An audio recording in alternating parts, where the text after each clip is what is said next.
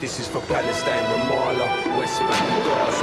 This is for the child that is searching for an answer. This is not just a war over stolen land. Why do you think little boys are throwing stones at tanks? And we'll never really know how many people are dead. They drop bombs on innocent girls while they sleep in their bed.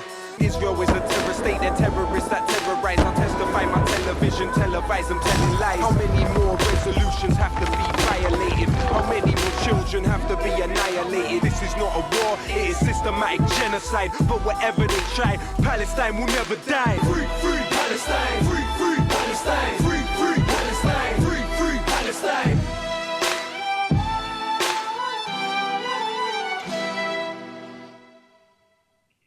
Hello, I'm Chris Williamson, and this is Palestine Declassified, where we expose the Israeli regime's global war against solidarity with the illegally occupied people of Palestine. In today's show, we'll be asking why a company whose CEO is a genocidal Zionist has acquired the popular Muslim marriage and friendship app known as Salams. In our first report, Latifa Abouchakra explains why this acquisition is a cause for concern.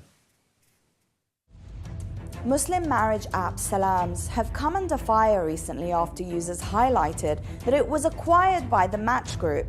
Spencer Raskoff, appointed CEO in February 2025, is a Zionist. Salams was taken over in the last quarter of 2023, but the only mention of Salams by Match Group appeared in a 4th of February 2025 earnings report detailing the company's fourth quarter and full year financial results. On the same day, Match Group announced Spencer Raskoff as its new CEO. He had previously been a board member since March 2024.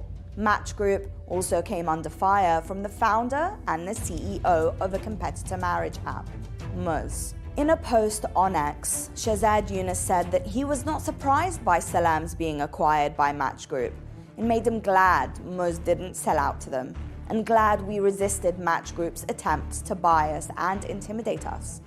Yunus said that he believes it was intentional to not publicize the acquisition until quite late, given the situation in Gaza. It's clear Match Group tried to hide something. While Salams is intended to be for Muslims seeking marriage, the other companies owned by Match Group are often seen as encouraging casual relationships like Plenty of Fish, OkCupid, and especially Tinder. Raskoff is a strong supporter of the genocide in Gaza. He publicly supported Israeli death squads committing genocide in Gaza in 2023, writing on LinkedIn, proud to support a campaign to help cover rent bills for Israeli soldiers fighting overseas. The post also included a link to learn more and support their campaign here. The link leads to a GoFundMe to fund those serving in the Zionist death squads. Another link shared in Raskoff's LinkedIn post leads to a New York Post article titled, "Thousands of military reservists from NYC rushed to Israel to fight Hamas," and states Israelis in the US have packed up their bags to join the fight against terrorists intent on wiping the Jewish state off the map. In 2024, Tinder was used by the US military in a psychological operation targeting Hezbollah in Lebanon with ads. The ad, written in Arabic, read, "Do not take arms against the US or its partners," and US Central Command is fully prepared and ready with F-16 Fighting Falcons and A-10 Thunderbolt supersonic fighter jets currently in the region. Raskoff was a board member at Planta from 2020 to 2022, a surveillance tech firm with ties to the CIA and Israeli intelligence. Will user data submitted by Muslims to the Salams app now be available to Zionist intelligence agencies? As usual, I'm joined in the studio by David Miller, who's the UK's foremost scholarly critic of Israel and our resident expert. He's a co-director of the lobbying watchdog Spinwatch and a senior research fellow at the Centre for Islam and Global Affairs at Istanbul Zeyim University. Our guest contributor today is the human rights activist and political analyst Batul Sabeti. Batul blogs at Stances to Salvation, and she has a special interest in analysing political and social issues. Welcome to the show. Batul, what's your thoughts on Salams, with its 5 million users, being taken over by a company that's strongly involved in so-called hookup culture? Yes. A part of realising capitalism's political goals, and I consider Zionism to be a mere tool of the global capitalist structure, is the removal of boundaries from morality. And in particular, there is a goal of owning the Muslim space. This is more than just getting hold of the personal data of the users. And this is made clear when those who own the space for hookup culture take over the Muslim space.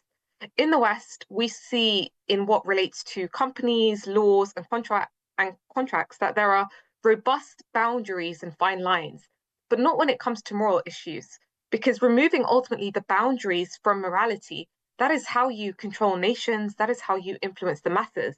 So the goal is for every individual to be concerned simply in the personal affairs, in their needs and their desires. And this activation of desires is what fuels consumerism, adverts, and ultimately the plethora of choices for the audience. And this generates spending as well. So now that the Salams app has been taken over by this group, it will enter this culture of heightened adverts and propaganda, with ideas taking into account the disposition of the users, and the goal is to change the people themselves. So why is the goal to capture the Muslim space? It's because Islam in particular is difficult to follow for a culture like the West. It has a strong moral compass. You might even see people from the East coming to the West and fully dissolving, but ultimately the bulk Muslim nations in the East have a rooted disposition in their faith, and that is something that the capitalist class would want to weaken. Well, David, I mean, as we heard there, this guy, Spencer Raskoff, I mean, he's been helping to raise funds for the occupation forces. I mean, he even boasts about it on his social media platform, doesn't he? He does. I mean, this is a guy who joined the board of Match some months ago, and then was appointed CEO just recently. And what you see here is Zionists in charge of a large firm which runs a whole series of different hookup dating apps, Tinder and Plenty of Fish, and many others, taking over Salams here, of course, which must be very worrying for those Muslims who are engaged in using the apps. From 5 million of them, whose data will now presumably be available to Zionist intelligence agencies. So yeah, I mean, this is yet another story about the way in which Zionist penetration of the tech industry has potentially negative impacts on the users of the tech industry. And of course, that is all of us, and in this case, specifically Muslims. Yeah, indeed. I mean, do you think the fact that, you know, they're being exposed in this way isn't going to have any kind of negative impact on their ability to control so much in the tech world, do you think? Or? Well, look, the Zionists have made it an aim of foreign policy to set up and to infiltrate tech firms. So there's a ton of Israeli tech firms, there's a ton of ex-Israeli intelligence people who are in tech firms in the UK and the US, and of course some of the biggest tech firms are run by people who are very convinced Zionists. So this is an actual serious issue. Yeah, no, absolutely. Well, but Saul, I mean, do you think Muslim users should of this app, you know, should be concerned about the safety of their data? Yeah, so in general, personal data is captured by social media apps, whether it's how we think, our likes and dislikes, essentially based on how we interact with the app. The algorithms bend. They capture our routines, even where we're going, so our locations. You know, these are all known. And we have examples such as the Facebook election scandals and the way that personal data was captured for political advertising. But then there are certain types of data and information that gets expressed in the private domain. So here we're talking about particularly sensitive data in what relates to private and intimate conversations, you know, photos, videos, that if in the wrong hands, it can be weaponized and used as a tool of blackmail as well. So really it's a form of controlling, because this kind of data is stored and then it gets placed on the shelves and can be used for different politically motivated purposes. I mean, it could even be used to recruit collaborators. So those aware would feel nervous. You know, what if they shared something by accident, or something they would be embarrassed of it being in the wrong hands? So this fear in general should apply to all people in reality. But I think when it comes to Muslims, there's a heightened interest. And that is because Muslims are in particular a group whose moral dispositions are strongly rooted due to the inherent well-structured nature of Islam and the interest within the political class that we are discussing in really dissolving this strongly rooted morality. that interest is ultimately there. Well, David, tell us about the role of Paul Singer in the operation of the Match Group and the appointment of Raskoff as a director. Well, Singer, we've talked about in the show many times. He's a fanatical Zionist, has spent millions of dollars funding the so-called Friends of the Israel Defense Forces and many other Zionist projects.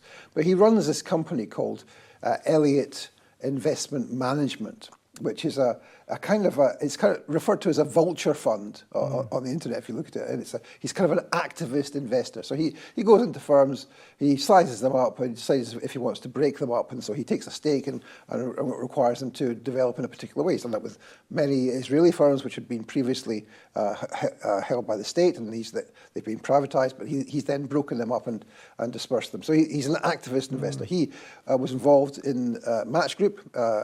Its results were looking not as strong as they had previously been.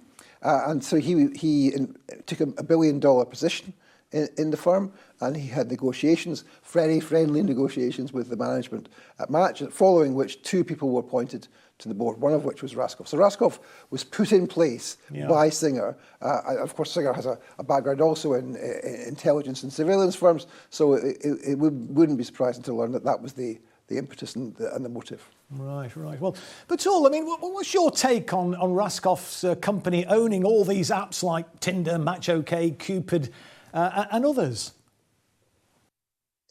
Yeah, so when those who are in control and take over these companies are evil and have evil intentions, on top of the profit aspect, because of course, these are industries that are worth billions, similar to the fashion industry, the food industry that's built on consumerism, through adverts, through the wide selection of choices that forces people even into debt for the sake of keeping up with the trends that sway societies. I would say the greater objective in all this, apart from maximizing profit, is to create a hypersexualized society that is distracted, lost, controlled. So this is not just about controlling the mind, but it's coming after now the instincts of people. So this brings both profit and distraction.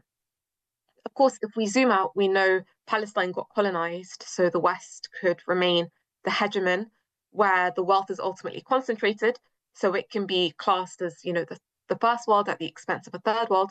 For this reason, we see the Israeli occupation entity was planted in the region of West Asia. Now we see the means through which the capitalist class are subduing those in the global north. That is through mass distraction. And this is ultimately what these industries and apps are all about, essentially. Well, David, I mean, do you think there's, the connection with Palantir is significant? Well, the Palantir connection is a connection which had finished by the time Raskoff was appointed to the board of Match. There's about a year, maybe less than a year, in between the two. So it looks like there's no connection at all. But when you consider that Raskoff was put into Match at the behest of Paul Singer, that Paul Singer is a huge investor in these surveillance firms. Palantir is one of the biggest of these surveillance firms. It all looks like his experience with Palantir is what stood him in good stead for getting this role in Match. He's now the CEO, effectively parachuted in there by Paul Singer. So this is not just an innocent question of someone who happens to be a strong Zionist. There's a strategy involved in this. Interesting. Well, our next report looks at how the Zionist lobby's guilty of habitually engaging in projection and gaslighting to create a smokescreen behind which it tries to conceal its crimes.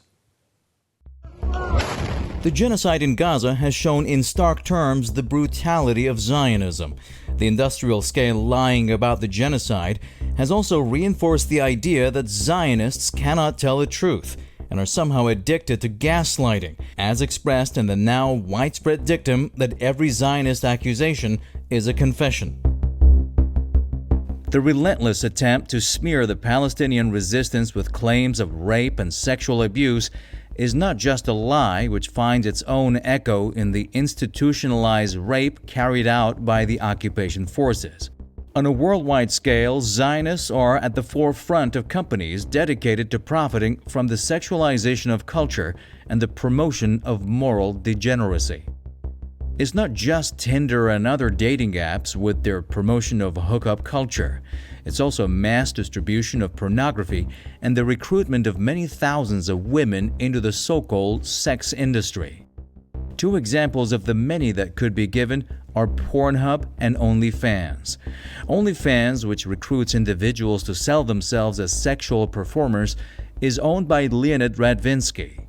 From Odessa in Ukraine, the home of revisionist Zionism, Radvinsky is a billionaire oligarch who resides in the UK.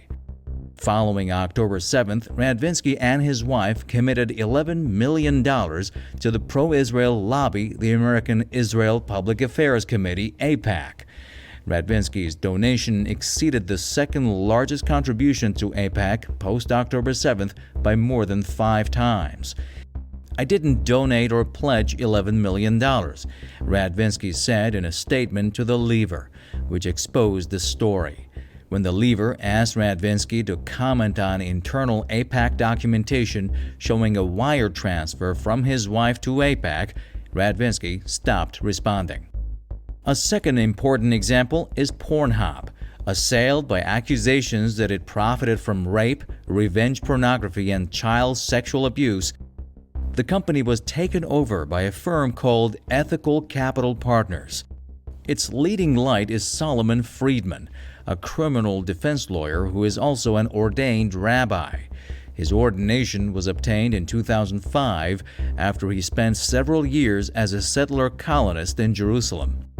Friedman makes much of his attempts to clean up MindGeek, the company that owns Pornhub and the raft of other pornography websites. It is possible, he says, to profit from pornography without profiting from exploitation. I think it absolutely is, Friedman says. I fundamentally believe that sex work is work.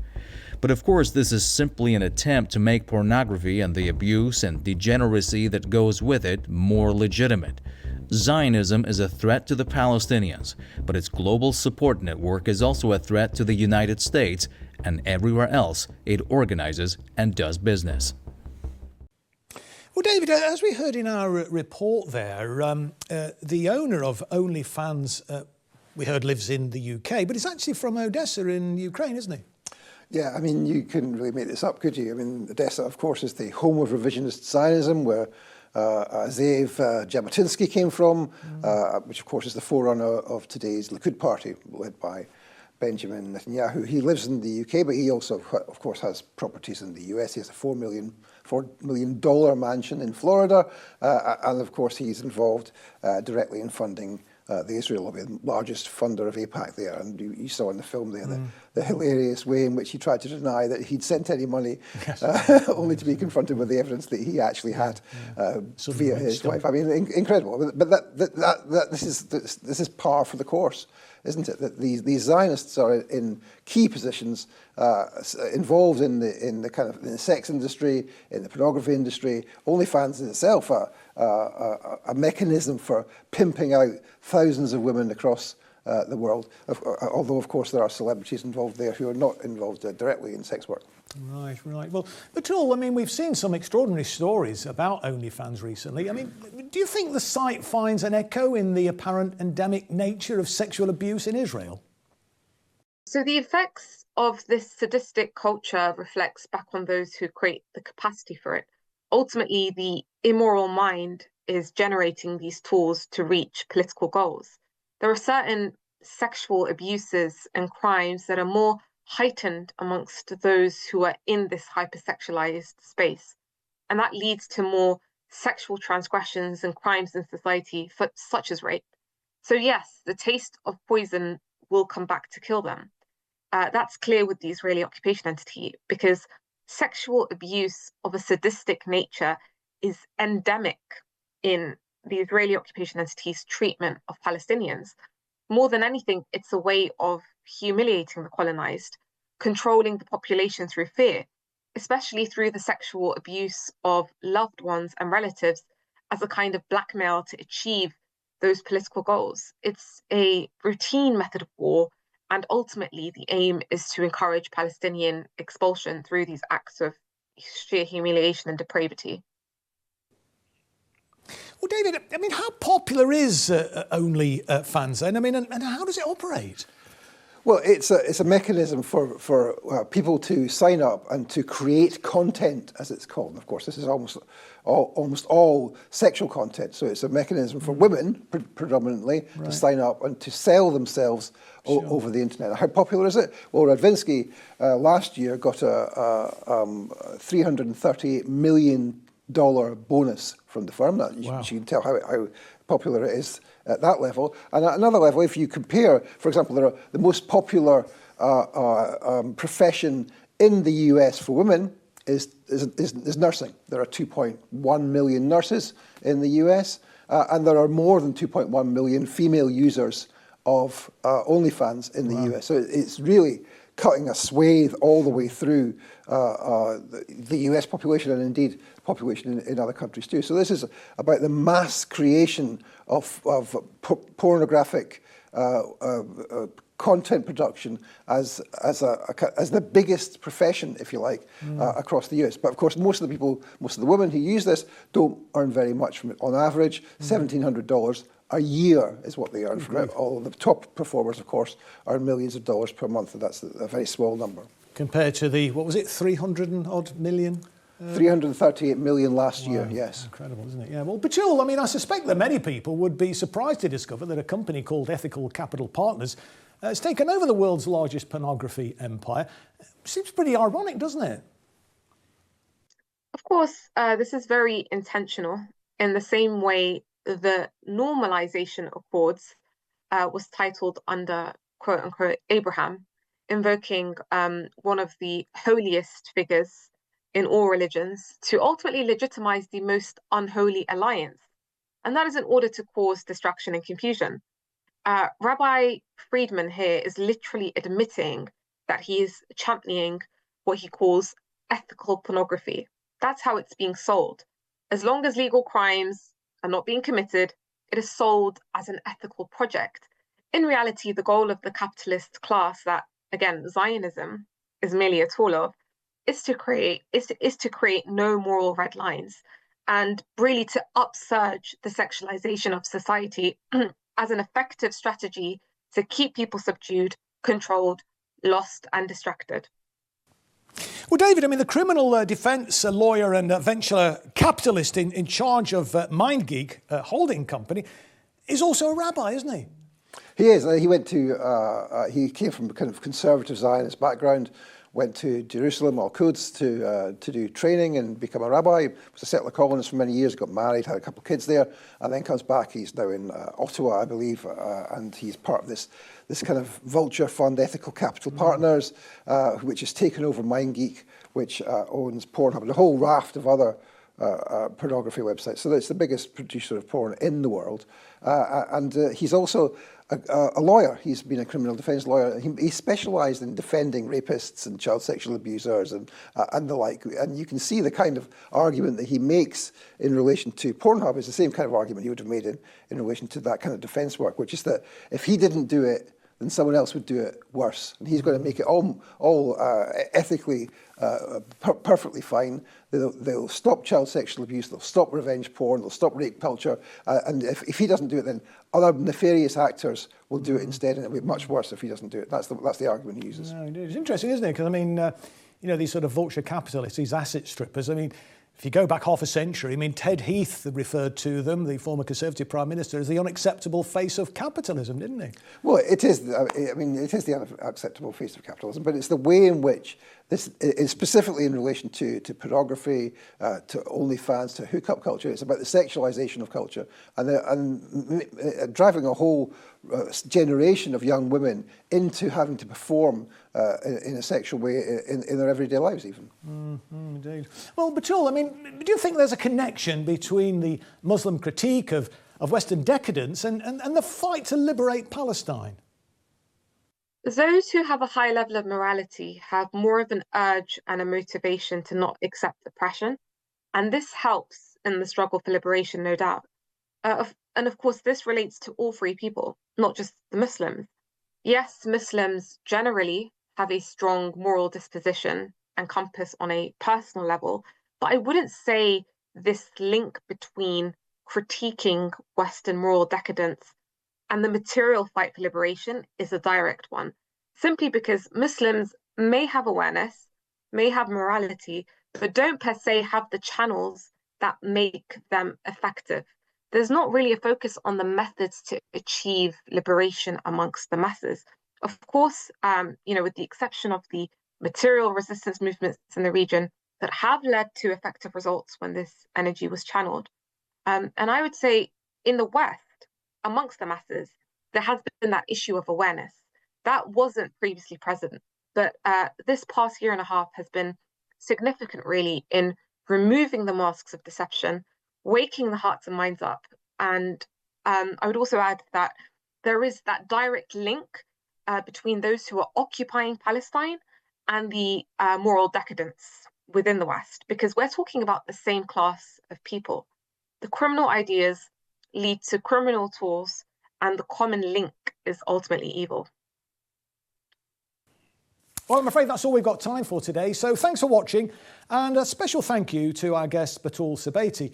And of course, thanks also to our resident expert, Professor David Miller. Remember, you can follow the show on X, Facebook, Rumble and Telegram, where we post regular clips and updates. And sharing our content on your social media platforms helps to counter the corporate media's pro-Israel bias. But until next time, when I hope you'll join us again on Palestine Declassified, this is Chris Williamson saying bye for now.